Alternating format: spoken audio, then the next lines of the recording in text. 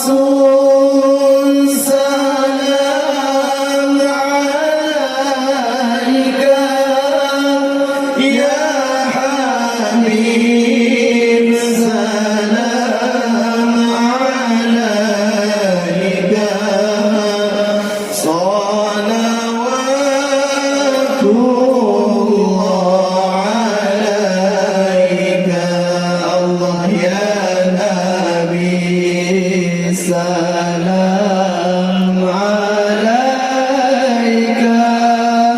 ya Rasul salam alaika, ya Habib salam alaika, salawatullah alaika. Asyraqal badru alaina, فارتفعت منه البدور مثل حسنك ما رأينا قط يا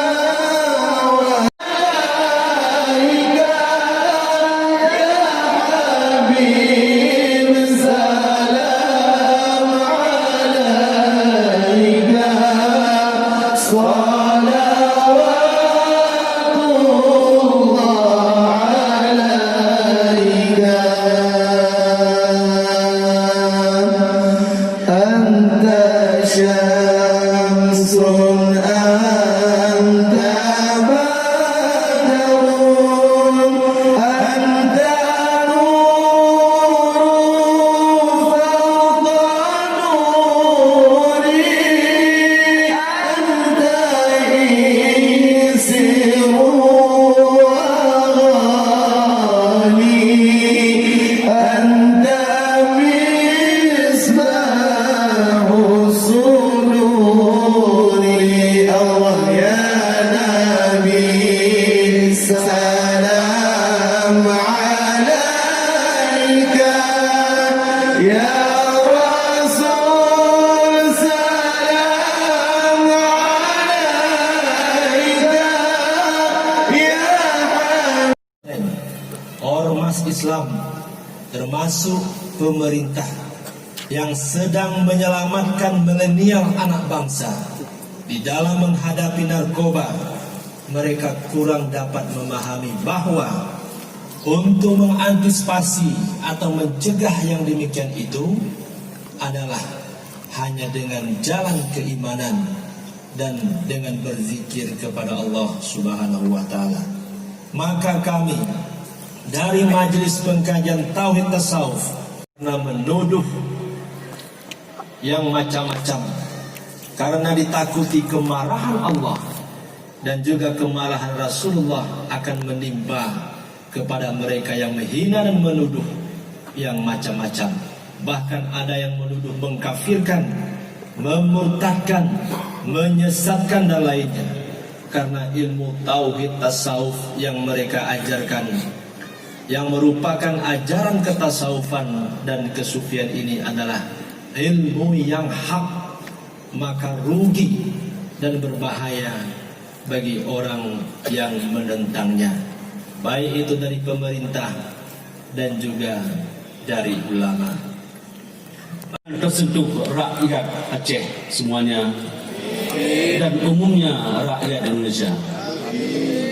Dan kita juga berdoa kepada Allah, Islam itu harus bangkit, umat Islam wajib bangkit.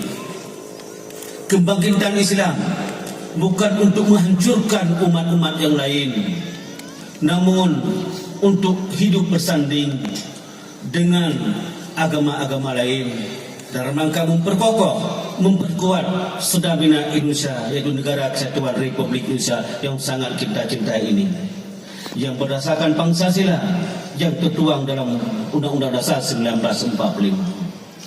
ada sebagian pihak hari ini ingin merongrong Pancasila itu, karena kita wajib bangkit, karena yang meletakkan ketuhanan yang Maha Esa itu adalah pandangan-pandangan dari muslimin, ulama-ulama besar pada pendiri bangsa ini. Di siapapun yang ingin merongrong Pancasila, ingin merubah Pancasila, ingin merubah negara ini, berhadapan dengan umat Islam pada umumnya. Kaum muslimin berbahagia. Lentanya Mbak Dora dan Ibu sekalian, masih cintakah kepada negara Republik Indonesia?